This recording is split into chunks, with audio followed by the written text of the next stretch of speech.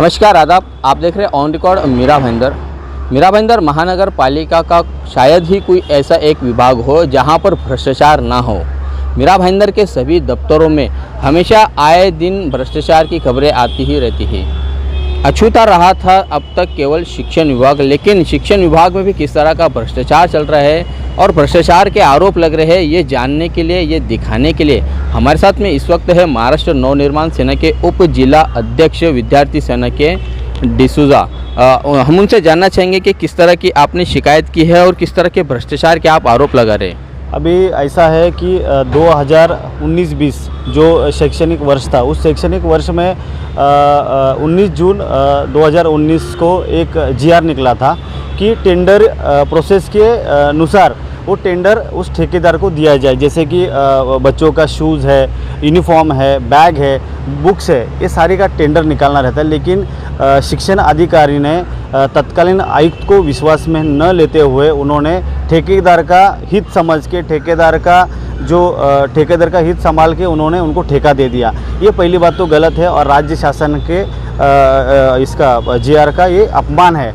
और शिक्षण अधिकारी का ध्यान कहीं और जगह है। जैसे कि इस मीरा भाईंदर शहर में इस लॉकडाउन के दरमियान बहुत सारे ऐसे बच्चे थे जो ऑनलाइन शिक्षण से वंचित थे, जो उनके पेरेंट्स थे बार बार उनके विभाग में आके चप्पल घिस के चले गए, लेकिन उनको न्याय नहीं मिला। महाराष्ट्र नवनिर्माण विद्यार्थी सेना ने उस टाइम एक बड़ा आंदोलन भी किया था कि प्राइवेट स्कूलों पे कुछ ना कुछ तो बंदी आनी चाहिए। प्राइवेट स्कूलों को कोई डर नहीं है, ये प्राइवेट स्कूल अपनी मनमानी चला रहे हैं, फ़ीस को लेके कोई पेरेंट पैसा नहीं भरता है तो उनका ऑनलाइन एजुकेशन बंद करना, ये सारी मुसीबतें तब उस टाइम पे थी। लेकिन उनका ध्यान, शिक्षण अधिकारी का ध्यान इस पे नहीं था। हमने बार बार उनको निवेदन दिया, निवेदन में यही भी बोला कि जितने पेरेंट्स आते हैं उनको आप न्याय देने की कोशिश करो। आपकी आक्रामकता इस टाइम पे तो दिखाई है, आप खाली पगार लेते हो और सोने की कोशिश करते हो, तो ये महाराष्ट्र नवनिर्माण विद्यार्थी सेना सहन नहीं करेगा। आपके खिलाफ आपके दालन में आके उधर ठिया आंदोलन करेंगे, बार बार इशारा दिया है।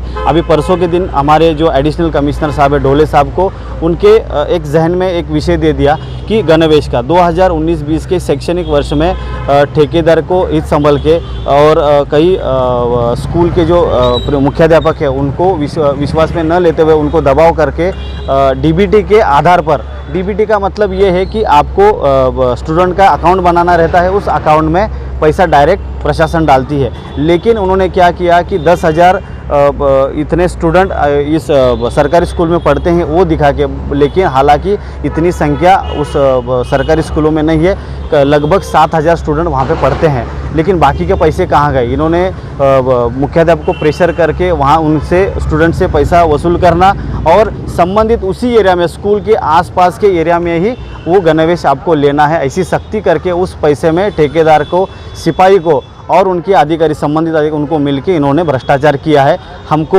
आपके माध्यम से यही बताना चाहते हैं, अगर आपको पूछने वाला कोई नहीं है, आप अगर इसे समझ रहे हो तो आप ऐसा, आपकी गलतफहमी है। पूछने वाले महाराष्ट्र नवनिर्माण विद्यार्थी सेना है, आपके सर पे बैठेगी। अगर आप आपका काम नहीं करोगे तो इससे उग्र आंदोलन को आपको सामना करना पड़ेगा। यही मैं आपके माध्यम से कहना चाहता हूँ। डिसूजा जी, थोड़ा मैं संक्षिप्त में जानना चाहूँगा कि किस तरह का इन लोगों ने भ्रष्टाचार किए हैं। एक तो ये कि कोरोना काल में, पिछले साल हम लोग कोरोना के काल से गुजर रहे थे, महामारी से, तो उस वक्त स्कूलें तो लगभग सभी बंद थी।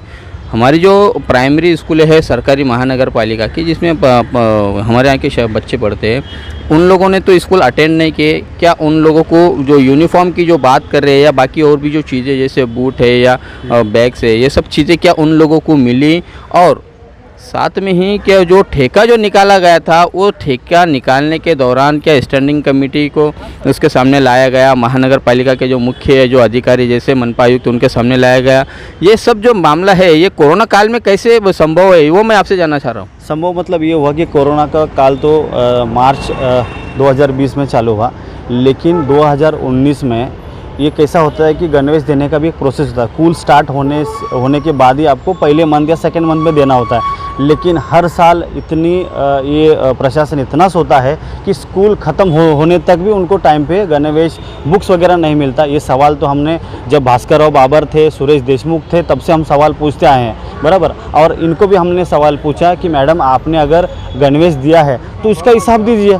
हमको नाम के साथ कितने बच्चे लाभार्थी बच्चे हैं उनका लिस्ट दे दो। अब मैं आपको एग्जांपल के तौर पे बताऊं, ज़्यादा दूर जाने की ज़रूरत है। मोरवा में कई सारे ऐसे गरीब बच्चे हैं जो म्यूनसिपालिटी के स्कूल में पढ़ते हैं, उनको राशन में भी इन लोगों ने भ्रष्टाचार किया है। ये दावा करते हैं कि हम लोगों ने लगभग सबको राशन दिया है, लेकिन राशन तो सबको मिला नहीं। वो उनका जो दावा है वो सरासर गलत है, झूठ है। वो हम लोग उसका बेनकाब करेंगे। हम स्वस्थ तो नहीं बैठेंगे। आयुक्त साहब को हमने 8 से 10 दिन का अल्टीमेटम दिया है। अगर आप नहीं दोगे तो हम शिक्षण अधिकारी के दालन में आंदोलन करेंगे। वो कैसा करेंगे, मनसी की स्टाइल सबको मालूम है। तो शिक्षण अधिकारी अभी काम पे लगे हैं। रजिस्टर खाली दिखाने के लिए मेंटेन किया है। उस रजिस्टर में कितने लोग आते हैं और कितने दिनों लोगों को उन्होंने न्याय दिया, ये तो किसी को वो मालूम ही नहीं है। और उसी दौरान जो हमारे प्राइवेट स्कूल है उनकी इतनी मनमानी चालू है। इसके संबंधित मैंने जो शिक्षण विभाग के जो सेक्रेटरी है, ज्वाइंट सेक्रेटरी, उनको भी मिला हूँ। मुख्य अधिकारी है जो शालेय विभाग के, उनको मिला हूँ। मंत्री को भी लेटर दिया है। संचालक मंडल, मेन जो इनका ऑपरेटिंग सिस्टम जिस दिन चलता है वो है संचालक मंडल, उनको भी मैंने लेटर दिया है कि ऐसे जो भ्रष्ट अधिकारी जो सोने का नाटक कर रही है और पगार ले रहे हैं, ऐसे अधिकारी हमारे मीरा भाईंदर को नहीं चाहिए। ऐसा अधिकारी लाओ जो सक्षम हो और यहाँ के विद्यार्थियों का जो प्रश्न है वो छुड़ा सके। ये है महाराष्ट्र नवनिर्माण सेना के उप जिला अध्यक्ष विद्यार्थी सेना के डिसूजा। इनका मानना है कि एजुकेशन विभाग में, शिक्षण विभाग में भी बड़े पैमाने पर भ्रष्टाचार हुआ है।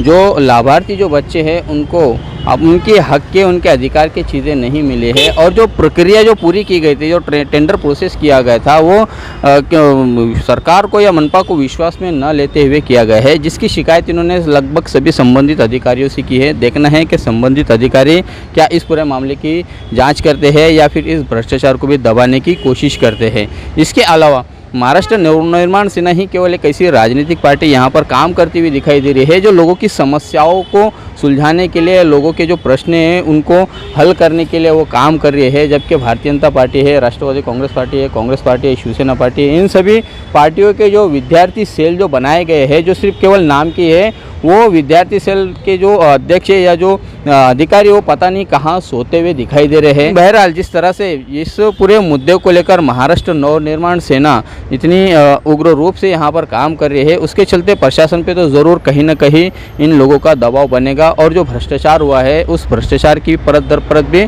सरकार खोलेगी, ऐसी हम आशा करते हैं। आप देख रहे हैं आरिफ कुरैशी और साबिर शेख के साथ ऑन रिकॉर्ड मीरा भाईंदर। धन्यवाद।